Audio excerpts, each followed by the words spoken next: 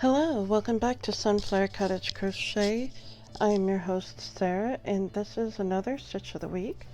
This week we have the woven stitch. It's got a few different names, but we'll just stick with woven for now. But I like how this stitch does have a little bit of a knit look to it. It is reversible, but just to show you, the color changing is really cool. Now you probably recognize it. A lot of people use this stitch to do color pooling, which is a totally different and much more difficult tutorial. So to do this stitch, you're going to need a multiple of any even number. And today, instead of just a little swatch, we're going to do an actual pattern. So I want you to grab some lightweight, either DK yarn or like a 4-ply cotton, something lightweight. If you're using the cotton, go the 2.5mm. If you're using the DK, you'll want to go with the 4mm G size hook. And as you can see, I'm using Stylecraft Special and double knit. Color is bright pink, and this is a clover armor hook. I would normally use my furls, but I only have one, and it's a 5mm. So to do the bookmark, we're going to chain up 10.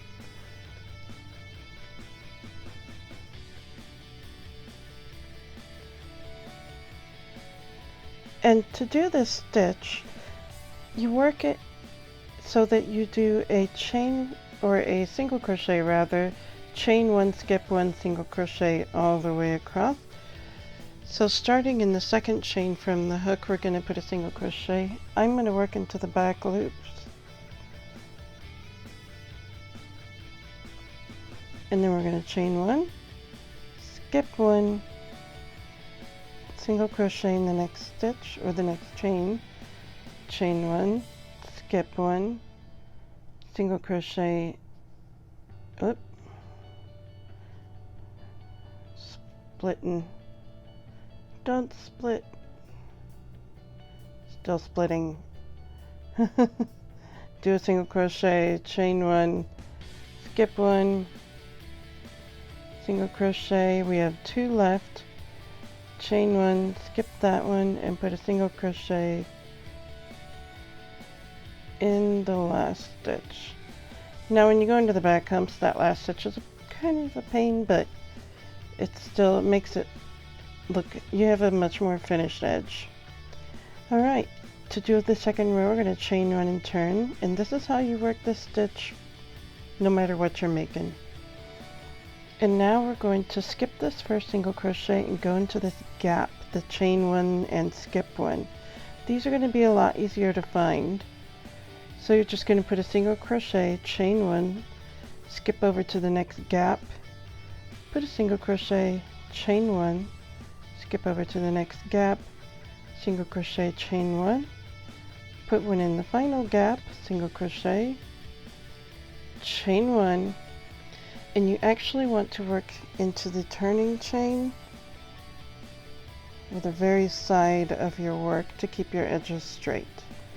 And now we're going to chain one, turn your work, single crochet into the first chain one space, chain one, single crochet into the next chain one space, chain one, single crochet into the next chain one space, chain one, single crochet into the last chain one space and chain one, and then find that turning chain one, because that actually does count as a stitch for this.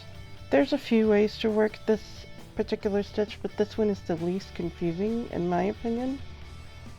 So chain one and turn, and single crochet into that very first chain one space, chain one, go into the next chain one space, single crochet, chain one, go into the next chain one space, single crochet, chain one, go into the next chain one space, put a single crochet and chain one, and then at the end, just kind of in the side, put your last single crochet. You're going to do that exact pattern for a total of 46 rows if you're using the double knit. just to show you now, I've got one done, mostly done. Here's the woven bookmark. This is 46 rows, 47 rows, 46 rows. I'm sorry guys, it's just not my night. And what we're going to do is, this is the top and I've already woven in my ends, and this was my starting chain. What we're going to do is put some tassels on the bottom edge. You can put tassels on both ends. I'm just going to do one so you can see what it looks like, clean on one side and tassels on the other, and then it's up to you. But what I've done is cut 8 short strands, and let's go ahead and measure these.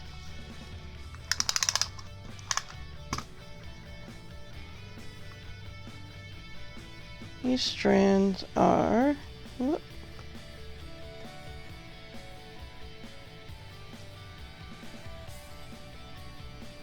now it's going to be a very rough, about 5 inches natural, stretched about 6. So alternatively, you could just cut 8 strands, whatever length you want, and then trim them all to the desired length. So I've got all my groupings here. Alright, so I try to fit them all on the screen here. There we go.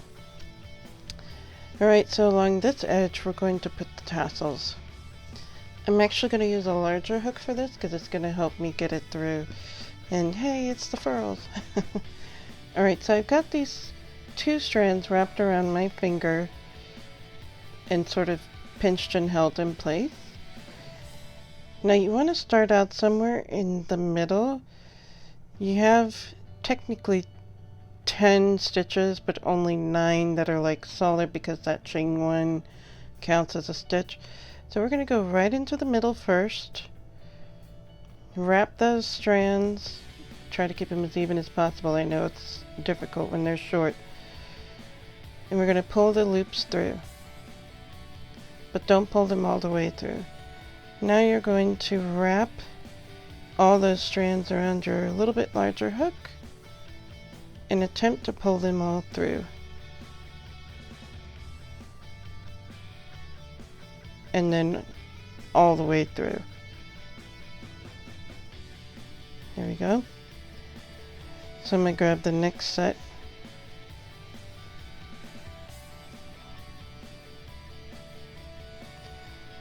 And insert into one of the corners.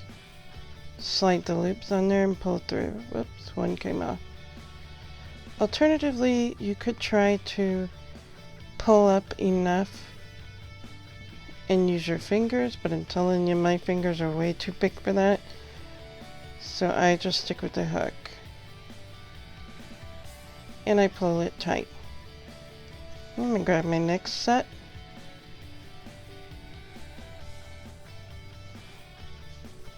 Go into this next corner.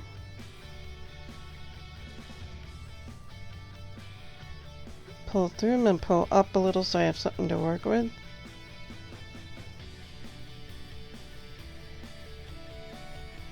And pull through.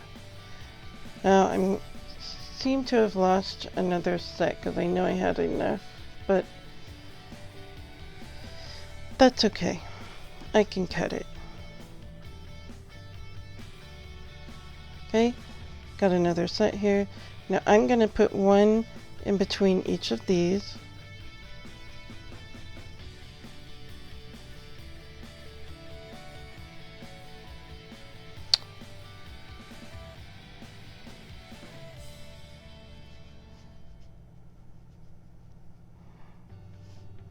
Let me tell you, it takes patience, and my business partner could tell you that's something I don't have any of.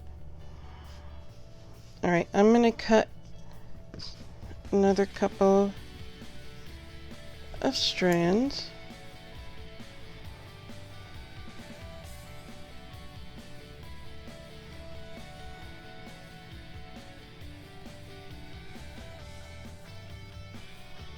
This one I'm just rough guessing because I'm gonna be trimming them all anyway. I think I got pretty close though. Alright, the last spot there. Pull it through. Yeah, short strands are kind of annoying. Getting through. Woohoo! Did it, done. Never again. Alright. So now you can kind of rake them out. And if you like them uneven, you can leave them uneven. If you want more, you can add more. I'm thinking, because I got a really short one there, I may trim some of this up just like you cut hair. Except don't cut your skin.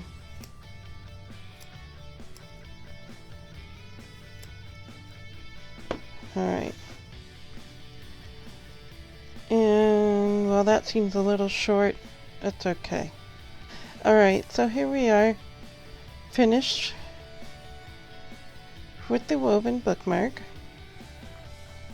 Now if you wanted to, you could add a neat embellishment to the very top, like a sparkly button or more tassels or even a pom-pom or whatever you want to do.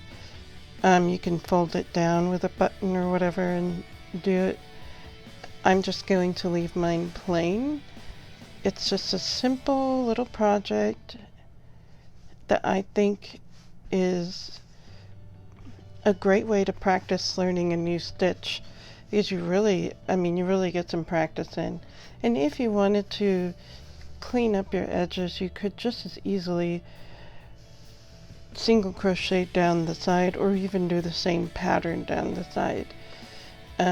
Although it would make it quite a bit bigger because you would have to do a second round if you did the same woven stitch around the edges. I recommend just doing, even maybe just doing a slip stitch down the sides instead of making it that much taller. It would still essentially be the same width if you just slip stitch down the sides. But there you are. Free pattern. It'll be up on the blog, and you'll be able to download it off of Ravelry or Lovecrafts as well. And very soon we'll be opening our Etsy shop. So stay tuned for all of that.